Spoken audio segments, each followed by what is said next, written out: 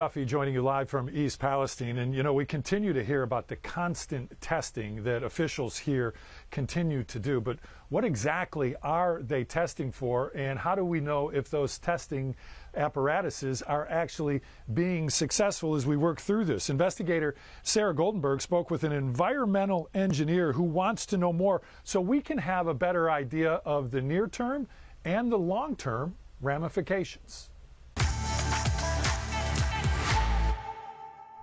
The black plume of smoke has receded from the skyline over East Palestine, but so many questions still linger nearly 2 weeks after the train derailment. Anytime an industrial chemical, or in this case, at least 16 different chemicals with many other materials, enters the environment, it's never a good thing. I spoke with Andrew Welton, a professor of civil, environmental, and ecological engineering at Purdue University. His team focuses on disaster response and recovery. People can go back to their homes.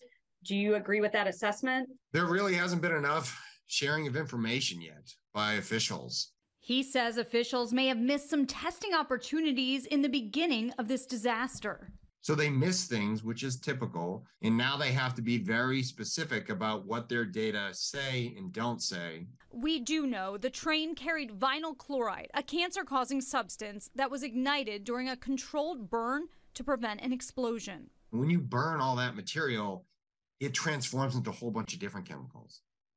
So you need to really know what those combustion products are so that you can do the correct testing to know what's in the environment that could hurt people. Welton wants to know exactly what chemicals the smoke plume created. And another thing he says is unclear, we know there has been testing of the air, water, and soil, but what are officials testing for? To make long-term decisions, you need to have all the data. And it's unclear to me if they've collected the data and they just haven't shared it with the public, or they actually haven't thought about some of these things. The results of new water testing came back Wednesday. The Ohio EPA said it's confident the municipal water is safe to drink after they did not detect contaminants. 19 investigators found this document they posted online showing they tested for VOCs, potentially hazardous gases, and semi-volatile organic compounds. Still, Welton says he wants to know how officials came up with testing for the specific chemicals they tested for. Testing to do testing doesn't help anybody's mission or goal in life. We need to understand what questions are they trying to answer. So what can local residents do? Welton says go to your elected leaders and keep asking questions. Don't assume someone has already asked the question that you have. Sarah Goldenberg, 19 News.